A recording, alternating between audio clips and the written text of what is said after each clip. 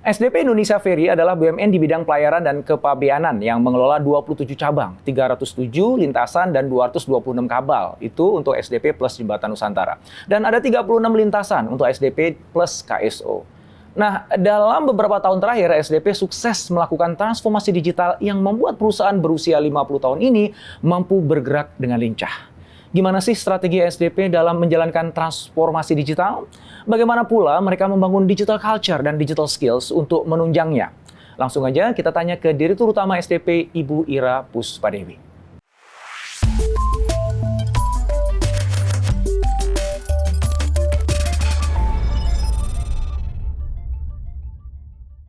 Bicara SDP, bicara tentang angkutan sungai darat dan pelayaran, Bu ya? Apa? Penyeberangan. Dan langsung kan asosiasinya kan perusahaan yang sangat tradisional, sangat jadul.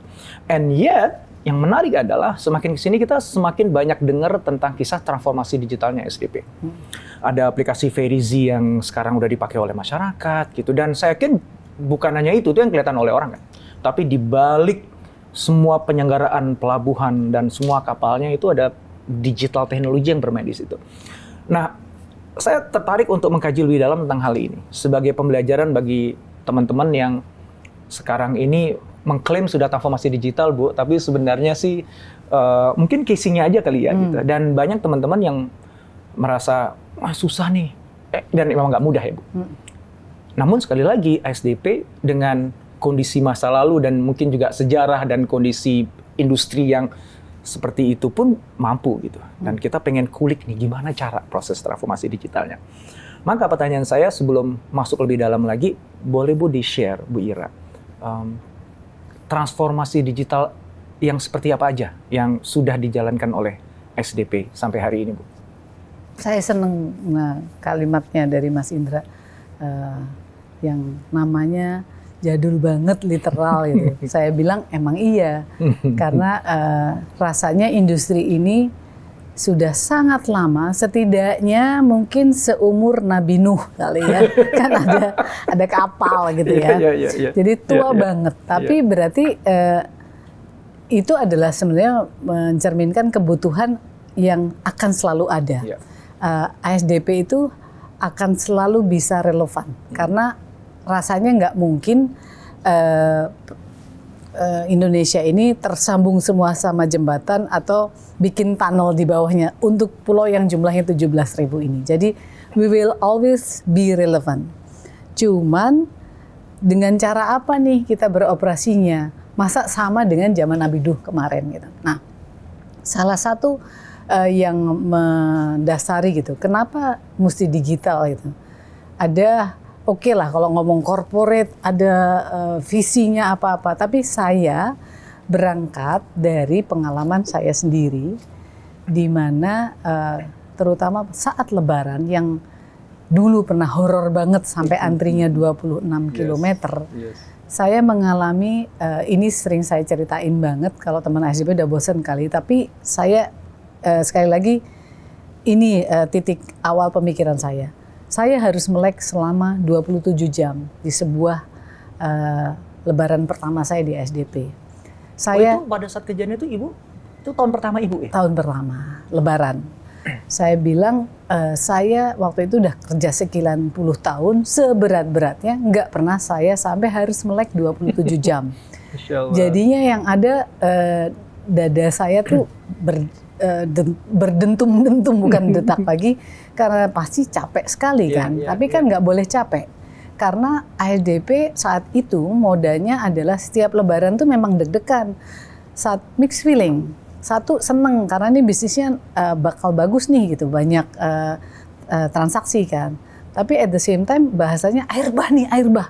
Karena kalau secara operasional kita nggak rapi, itu bisa malapetaka. Di masa lalu namanya orang pingsan, sampai yang antrian sampai puluh kilometer, itu kan jelas nggak sehat. Karena apa? Karena kita tidak pernah tahu demand yang datang hari ini tuh berapa. Jadi kita nggak pernah bisa prepare betul sesuai dengan kapasitas. Di mana-mana di public utility tidak mungkin itu dibangun sesuai dengan demand peak season.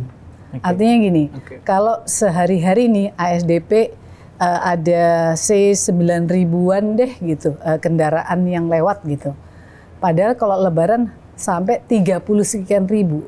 Terus kita membangun fasilitas untuk 30 sekian waste ribu, ya, itu sia-sia, waste karena mubazir. mungkin dipakai maksimum hanya 2 minggu dalam setahun. Jadi nggak masuk ke ekonomiannya. Jadi yang diperlukan mestinya sistem dong. Gimana kita tahu demand-nya berapa? Satu itu soal secara operasional dengan cara manual dan jadul itu udah nggak mungkin lah. Yang kedua, saya ngelihat sendiri cash management kita buruk. Saat itu kita pakai cash. Dan manajemen di Lebaran itu mengerikan banget karena sehari uang yang beredar di Merak atau Bakauheni tahun itu aja 4 tahun lalu itu antara 5 sampai 8 miliar dalam satu hari uang itu. Dan itu cash. Itu uang cash.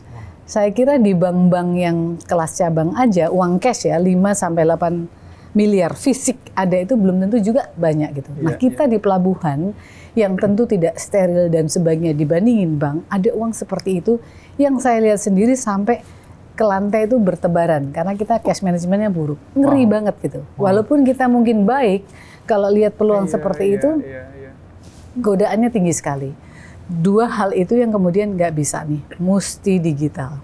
Maka kita mulai, saya masuk Desember tahun 2017, bulan Agustus tahun 2018, jadi 8 bulan dari saya sejak masuk, sudah langsung memberlakukan cashless. Di Merak Bakauheni kita lakukan cashless, kemudian disusul dengan di Ketapang. Itu kenapa? Karena itulah pelabuhan yang trafficnya tertinggi, pasti ya antara Jawa, Sumatera, Bali kan ekonomi terbesarnya Indonesia.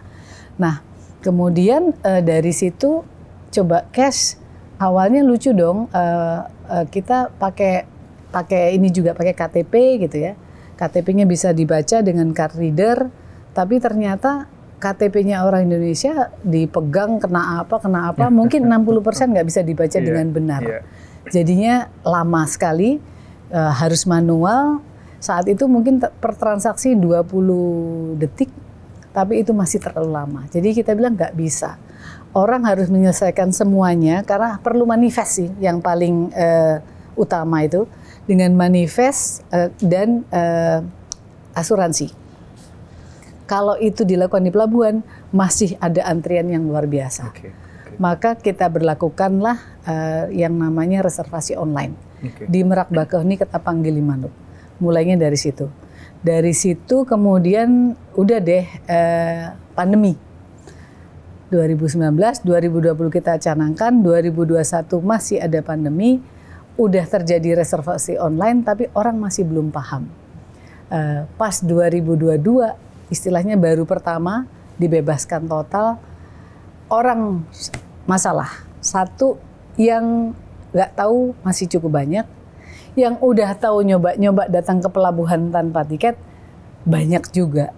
Yang nyoba itu kalau orang Indonesia dalam 1 jam ada 50 sampai 100 kendaraan nyoba.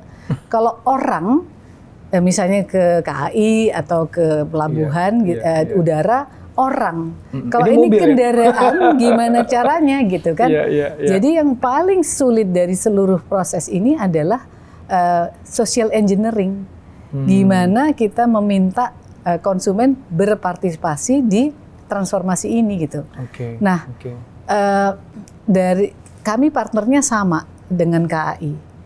Kata temen yang partner untuk digital ini jauh lebih sulit ASDP. Karena satu bukan orang alias kendaraan, kedua ada 9 golongan kendaraan yang harus dikategoriskan macam-macam secara sistem. Kompleksitasnya luar biasa. Di Merak kalau KAI juga mengalami kehebohan, di Merak dan Bakauheni juga mengalami kehebohan karena ada orang yang saya mau bilang apa ya, underground ekonomi yang jumlahnya mungkin 700-an di sana, yang selama ini menikmati sistem cash dan manual. Itu luar biasa. Jadi Itu sih. Oke, itu menarik. Aku Izan nanti mau gali terkait dengan challenges untuk adopsi dari teknologi digitalnya di level masyarakat ya. Yeah. Karena that will always be a challenge, apalagi kalau kita bicara public utility. Yeah. Ya. Sebelum sampai ke sana mau clarify lagi. Artinya transformasi digitalnya itu pertama itu yang terkait dengan ticketing. Betul. Satu ya. Kemudian cash management. Betul. Gitu. Selain dua ini apa lagi, Bu? Proses bisnis yang lain. Jadi itu kan yang kita bilang mungkin front end. Iya. Back end-nya juga sangat serius. Mulai dari misalnya tidak ada lagi kertas yang dulu kayak kantor kecamatan banyak, itu udah nggak ada lah. Adalah yang masih diperlukan tanda tangan basah sedikit. Tapi itu kita mulai itu.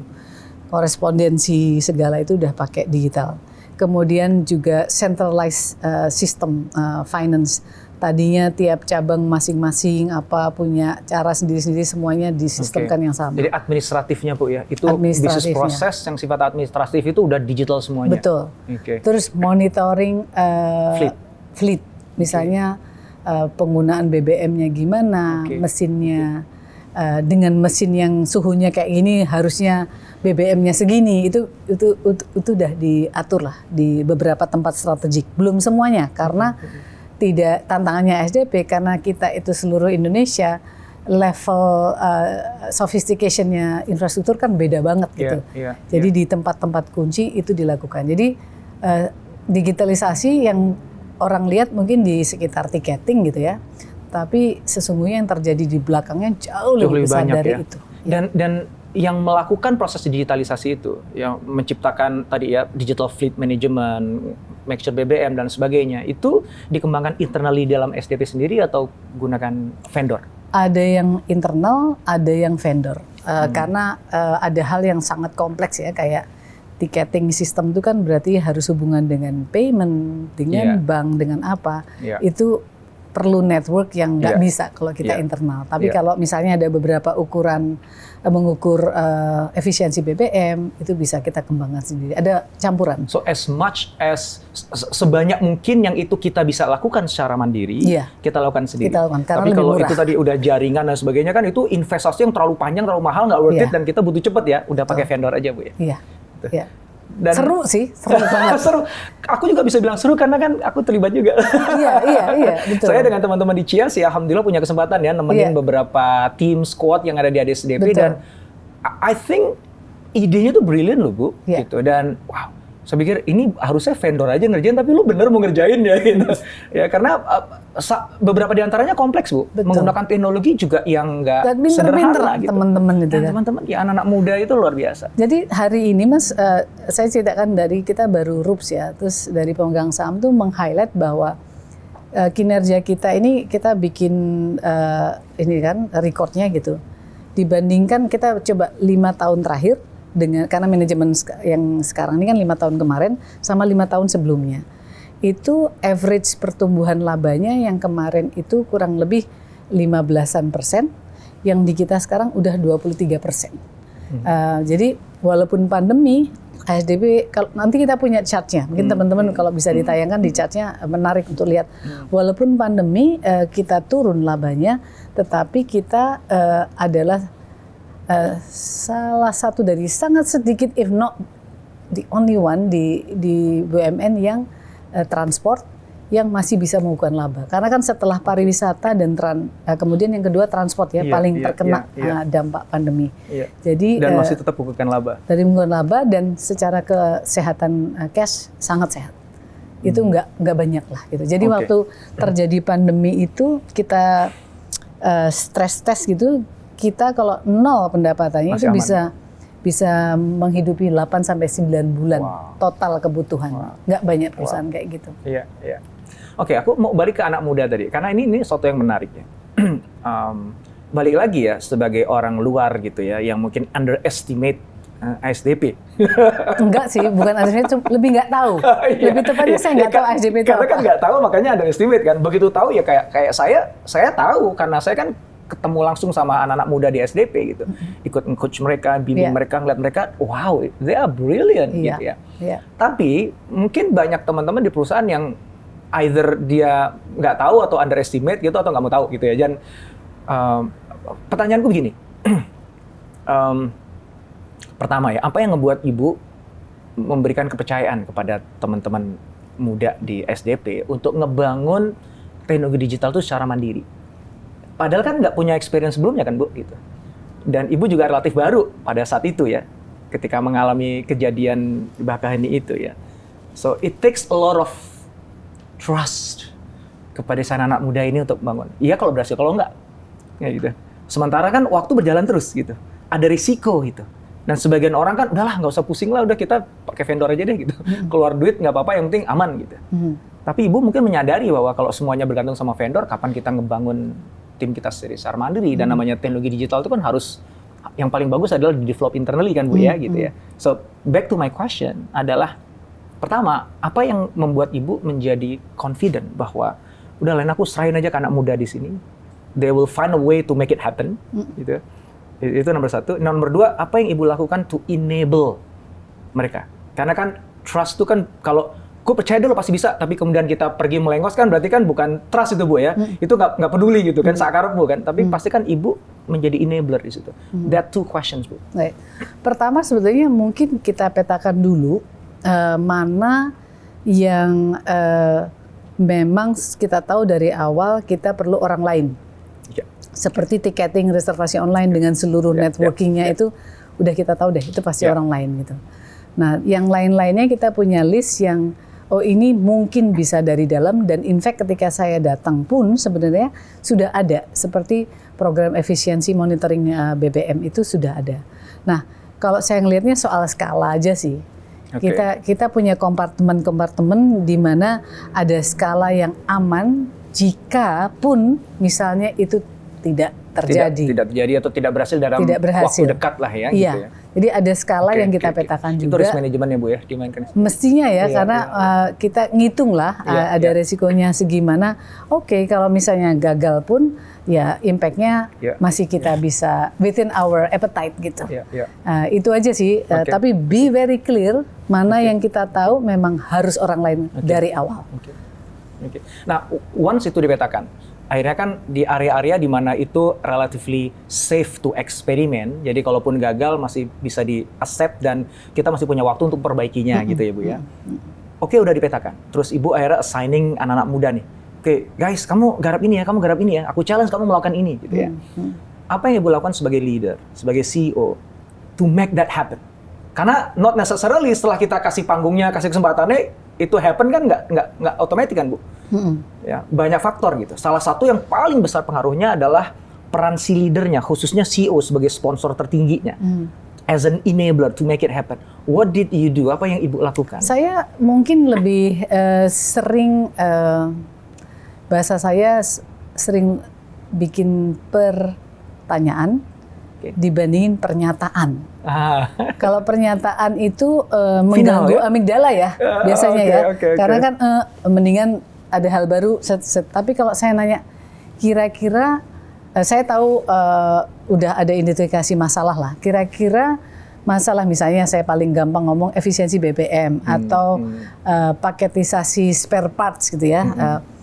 Ini apa yang kita bisa lakukan? Saya banyak nanya. Mungkin karena saya juga latar belakangnya bukan dari industri ini, maka I take the benefit of asking more questions. Karena kalau kita sebenarnya nanya yang banyak, kita tuh dapat ilmu banyak gitu. Dan saya sampai sekarang selalu bilang bahwa saya masih dibandingin banyak direksi yang asal dari SDP pasti pinter teman-teman itu. Tapi which is fine. I don't pretend to be really good or the best di penyeberangan ini, tapi I think I know the right questions to ask. You have the privilege to ask questions yang orang lain nggak berani tanyakan karena dianggap itu sesuatu yang everybody knows gitu. Tapi di balik yang everybody knows itu ternyata sebenarnya ada hal-hal yang harusnya diperbaiki, bisa Jadi saya nanya, ini bisa diapain? Oke, siapa yang bisa nggarap? Dari situ kan makin nyambung gitu, makin solidify gitu. Ada ini bisa nggarap sendiri, ini teman-teman ada, enggak ini bisa vendor. Dari situ Pokoknya banyak nanya dan saya dapat jawaban banyak jadinya. Jadi yang Ibu lakukan kalau saya mau rephrase gitu ya adalah menstimuli pemikiran, Betul. ide, gagasan dari teman-teman Betul. dengan cara ngajukan pertanyaan. Betul. Dan di banyak tempat itu nggak kejadian karena leadernya karena ya mungkin pengalaman, mungkin memang expertise ilmu, akhirnya kan merasa udah tahu solusinya, sehingga lebih banyak memberikan pernyataan tadi. Yang mana pernyataan itu kan titik. Betul. Ya, dia final gitu. Sementara kalau tanda tanya pertanyaan itu kan exactly gitu. Jadi akhirnya dari satu jawaban muncul pertanyaan berikutnya dan justru inovasi lahirnya dari situ. Betul. Jadi dorongan teman-teman anak-anak muda untuk bisa eksperimentasi, untuk nyoba Emang gini bisa itu karena ya kalau saya minta ini mungkin nggak ya? Terus nanti kalau mereka udah bilang mungkin tolong bantu saya ya. Buktikan bahwa pilihan saya benar. Separuh injek kaki tadi itu ya. Iya, jadi itu kan komitmen. Tapi itu belakangan kan Bu ya. Pertama di-challenge dulu pertanyaan dulu ya. Setelah mereka akhirnya udah jadi barangnya baru. Ya. Oke, interesting. Tadi kan aku mau nanya tentang adopsi teknologi di level masyarakat ya Bu ya. Tapi sebelum sampai ke sana aku pengen nerusin yang tentang internal issues ini karena ini menarik. Kalau tadi aku ngomongin anak muda. Oke lah, pasti di dalam satu organisasi pasti ada anak mudanya yang very open to new ideas. Mereka punya willingness to eksperimen. Mereka justru suka tuh kalau dapat tantangan-tantangan begitu gitu. Tapi kan nggak semuanya kan kayak gitu, Bu. Ya, bukan hanya nggak semuanya anak muda. Kalau anak muda sekarang orang bilang, oh di semua perusahaan sekarang 70% kami milenial gitu. Tapi in reality, not everybody punya attitude atau way of thinking kayak what millennials should have, harusnya milenial. Ada milenial pikirannya kolonial juga ya. Kan gitu kan, bukan realitanya gitu. Dan itu kan yang jadi musuhnya inovasi, gitu Bu ya. So my question, pertanyaannya adalah gimana Ibu ngebangun budaya inovasi? Karena at the end of the day, inovasi itu bisa cuma jadi project, namanya project itu bisa mangkrak. Tapi ketika inovasi udah jadi budaya, itu ya kayak orang inovasi itu kayak bernafas saja gitu. Dan ketika dia nyoba gini nggak berhasil, dia akan coba lagi besok gitu. Dan akhirnya bergulir menjadi sesuatu yang bola salju yang besar yang akan ngembangin perusahaan gitu. So, kita nggak ngeliat si anak mudanya ini yang nggak diapa, cuma ditanya-tanya sama ibu aja gerak sendiri kan. Tapi kan the rest of the employee might not be as agile seperti mereka gitu, Bu. Apa yang Ibu lakukan, Bu, untuk membuat supaya inovasi itu bukan cuma mainan beberapa orang aja, tapi sebanyak mungkin orang di organisasi itu ikutan contribute dalam thinking something new, trying something new gitu. Ngebangun SDP ini beyond yang dulu-dulu mereka ketahui gitu. Saya gini, memulainya mungkin setting the tone dari awal. Sekarang komposisi memang sebagian besar lah ya perusahaan itu 70% milenial, 30% kakaknya milenial ya atau ayahnya seniornya milenial gitu ya. Nah, tapi saya dari awal setting tone-nya gini. Untuk keduanya saya sampaikan. Ini komposisi yang menurut hemat saya pas. Karena di milenial kita tahu ideas, innovations, creativity, risk appetite yang tinggi. Tetapi mereka itu belum punya wisdom. Right. Dan saya katakan 30% itu wisdom. Dengan saya setting this tone, dua generasi ini, dua klaster generasi ini sudah tahu harusnya merasa bahwa masing-masing punya kontribusi untuk suksesnya perusahaan ini. Jadi kalaupun si yang lebih sepuh ini adalah nggak punya kreativitas atau apa-apa, tapi dia punya wisdom. And that's what we need. Dia punya institutional history yang anak-anak muda ini nggak punya. Nah, ketika setting the right tone, orang yang mungkin nggak se-bright cemerlang dalam hal new ideas, dia tahu kontribusinya adalah di institutional history dan wisdom ini. Itu aja, itu dulu setting tone dua klaster generasi ini artinya apa sih buat perusahaan? Itu satu. Nah, kemudian kalau soal bagaimana campaign ya kita punya program-program yang di bawah Direktur Perencanaan untuk bagaimana stimulasi inovasi antara lain dengan kompetisi yang secara reguler kita lakukan. Tapi kompetisi ini nggak bisa cuman sekedar kompetisi, harus diimplementasikan dan diumumkan bagaimana si hasil kompetisi ini yang diaplikasikan menghasilkan apa. That way people will know bahwa idenya itu tidak percuma. Idenya betul-betul digunakan. Saya kira hadiah-hadiah kita juga ada, tapi bukan itu deh. Orang tuh excited banget gitu, merasa diapresiasi betul kalau idenya dilaksanakan. Nah, jadi kalau ditanya in short, memang perusahaan ini kalau mau dapat ide ya harus terus bergerak, ngoprak-ngoprak dari yang complacence, nyaman, ya nggak bisa dibikin nyaman, dan campaign itu terus-terusan. Kemudian ada insentif untuk yang melakukan atau memunculkan inovasi. Dan sistem ini nggak bisa berhenti bahwa udah ada organisasinya, nggak bisa, tapi aktivasinya, kedengung-dengungannya harus selalu dilakukan, karena inovasi itu sulit sekali kalau yang kita tahu gitu. Dan jadi harus digebrak-gebrak, karena pada dasarnya orang pengen status quo kan, secara instinctively kan kita pengen kayak status quo aja kan. Dalam banyak kajian dan juga secara empirik saya juga ngalamin ketika bantu banyak perusahaan itu, seringkali isu inovasi itu bukan isu creativity kan sebenarnya, tapi quote in quote isu politik. Political di office gitu ya. Karena ada orang-orang yang kepentingannya terganggu dan sebagainya ya. Itu yang pertama. Yang kedua adalah peran leader itu sendiri. Jadi ketika leadernya memberikan ruang untuk inovasi, dia open minded, itu ngalir aja tuh, jadi tuh. Gitu. Tapi ketika leadernya udahlah ngapain repot-repot sih, gini aja ya dari dulu juga begini gitu. Itu berhenti gitu. Kalau dalam pandangan Ibu gimana caranya supaya ini karena Ibu punya experience yang menarik ya, dulu pernah di perusahaan international companies gitu, kemudian masuk ke BUMN gitu ya, yang tradisional lagi gitu, dalam konteks kita gitu ya. Pasti Ibu kan bisa ngeliat tuh perbedaan, Bu. Not just cultural issues menurut saya, tapi ini lebih karena ya kadang-kadang namanya leader dengan generational gap dan lain sebagainya itu ada. Tanyaannya, apa yang Ibu bisa lakukan atau Ibu telah lakukan untuk bisa membuat either tadi ya kepentingan politik tadi maupun leader yang udahlah dari dulu gini udah bener kok gitu, yang itu akhirnya jadi menghambat inovasi. How you break that down sehingga flow of ideas dan innovation itu freely bergerak di organisasi dan melahirkan seperti yang Ibu tadi bilang ya, ketangkap dalam kompetisi inovasi, kemudian di incubate sehingga akhirnya jadi gitu. Tapi kan sebelum sampai ke sana kan simpul-simpulnya ini kan harus dibuka dulu kan gitu. Barrier-nya kan harus dirobohin dulu gitu. Apa yang Ibu lakukan? Dan kalau Ibu bisa share ideas, tips untuk teman-teman apa? Mungkin salah satu fungsinya manajemen itu emang gebrak-gebrak kenyamanan ya. Salah satu musuhnya kemajuan adalah ketika kita bahagia dengan sukses kemarin gitu.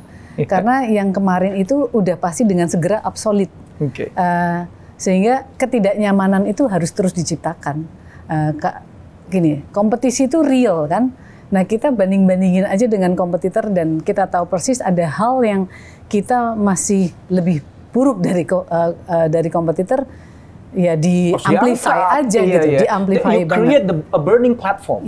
Itu Ibu ya. Jadi supaya mereka dikomporin gitu Bu ya. Dikomporin lah. Habis kalau enggak kan diam aja terima gaji ya. Terus seperti yang itu ya, yang analogi kodok direbus diam-diam pelan-pelan itu Bu ya. Betul.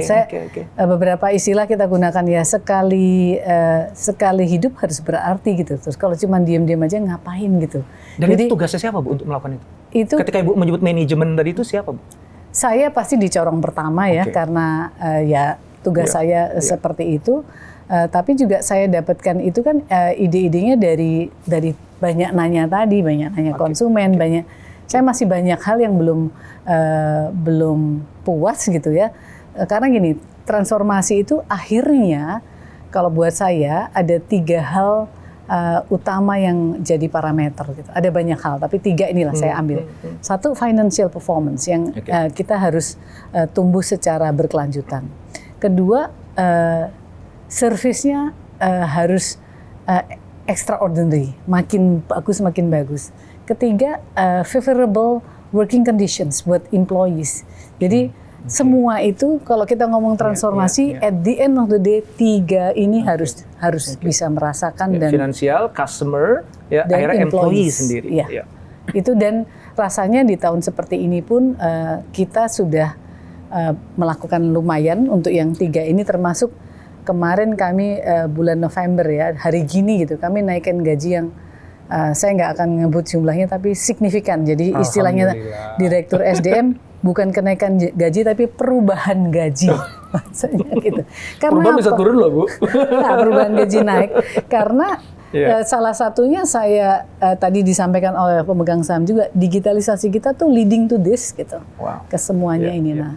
So at the end of the day, transformasi digital seberapa pun beratnya susahnya pays off ya Bu ya. Akhirnya kebayar gitu ya. Jadi yang ngebayar bukan cuma segera perusahaan, bukan cuma customer, bahkan employee. Betul. Itu pun kebayar. Betul. Saya bilang gini, ayo ciptakan kue besar bersama-sama, bukan setiap orang menciptakan kuenya sendiri-sendiri. Kemarin ketika masih sangat manual, banyak orang menciptakan kuenya sendiri-sendiri.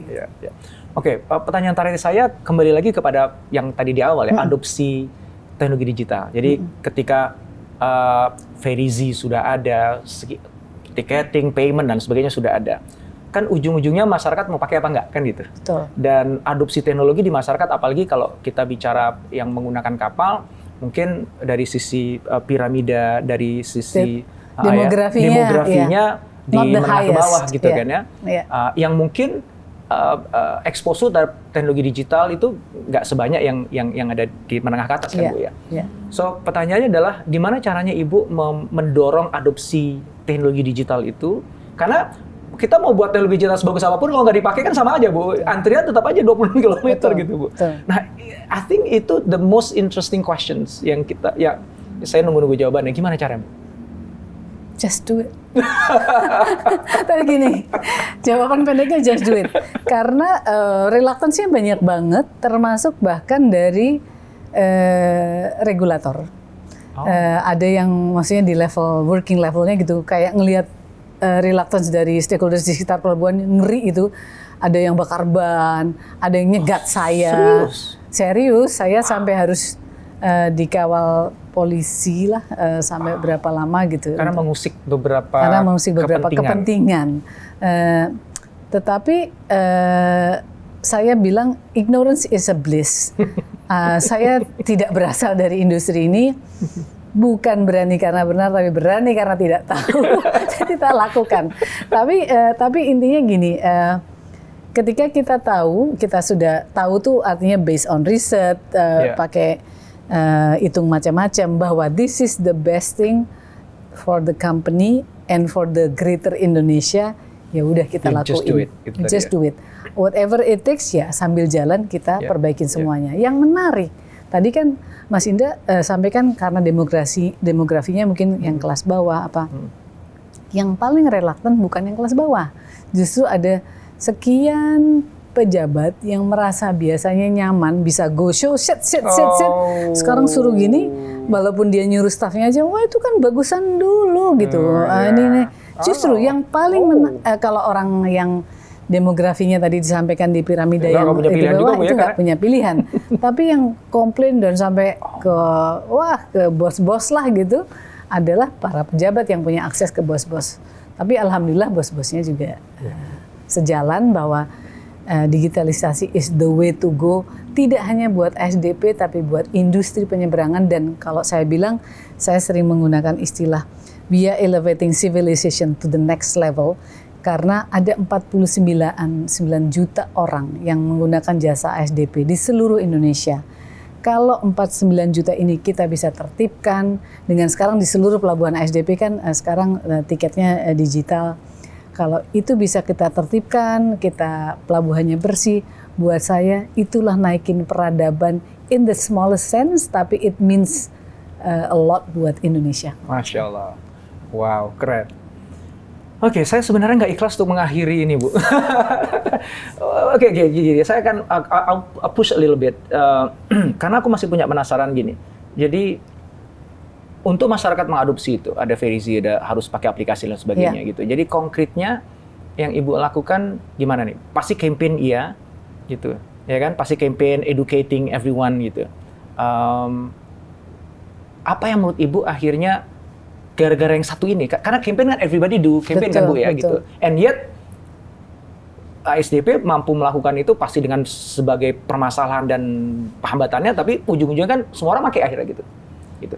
Mungkin juga hal yang sama terjadi di KAI dulu Betul, ya kan. Akhirnya kan sekarang semua orang happy gitu. Tapi dulu ketika masa transisi kan, wah, ngomong kan banyak gitu. Apa yang menurut Ibu yang dilakukan oleh SDP pada saat itu, yang itu akhirnya memicu tipping point, Betul. adopsinya jadi cepat gitu, Bu? Apa ya, Bu? Gini, ada dua hal. Yang pertama gini, kalau kita sudah determine dengan reasons, tentu saja bahwa itu the way to go, ya kita lakukan. Saat itu kami di-warn, jadi itu pokoknya determination dulu. Yang kedua, ya udah dikelola seluruh possibility kita petakan, kita antisipasi, kita kelola. Kami sudah di-warn, sekali lagi yang partner kami untuk tiketing sama dengan KAI, bahwa jangan lakukan di peak season perubahan ini. Jangan lakukan di unit besar. And we did exactly the opposite. Oh, Kita lakukan di unit terbesar, kita dilakukan di peak season. Karena Mas Indra tadi sebutkan sosialisasi, campaign, itu nggak akan efektif kalau orang nggak ngerasain pain-nya. Kita udah sosialisasi, masih ada yang bandel, pain, kamu nggak punya tiket, minggir dulu. Jadi sampai kemarin tahun 2023 ini Lebaran, ada orang yang bilang, aku baru 6 jam baru masuk kapal. Kita cek dong kejadiannya apa. Karena kejadiannya dia beli tiket yang seharusnya berangkatnya misalnya tanggal 18 gitu, dia beli tiketnya tanggal 19. Karena 18 nggak dapet, dia di sistem dia beli tanggal 19, datangnya tanggal 18. Gimana cara? Udah bagus dia saat itu bisa nyebrang nungguin 6 jam. Bahasanya bilangnya oh, jadi pain. Next time hopefully he is smarter bahwa nanti jangan datang sebelum tanggal dan waktunya memang sesuai dengan tiket. Saya bilang karena industri ini banyak melayani masyarakat yang tidak sekaya naik pesawat misalnya, walaupun sekarang udah beda ya, kendaraan roda 4 pribadi itu naik sekali lah sejak pandemi terutama. Tapi kenapa tidak bisa melaksanakan hal yang sama? Orang bilang gini, nanti kalau pelabuhan tuh ntar kalau kita macet gimana? Emang kalau ke airport nggak ngitung macet atau enggaknya? Emang kalau ke KAI nggak ngitung juga? Ngitung kan? Tapi wibawanya industri ini harus kita tegakkan sama-sama dong, bukan apa-apa. Karena kalau nggak tepat, nanti semua orang berpikiran sama, antrian yang puluhan kilo terjadi lagi, manifestnya nggak tepat. So we need everyone to participate. Makanya kita bilangnya mungkin lebih tepatnya bukan konsumen tapi peserta mudik gitu. Karena semua orang harus play a role gitu.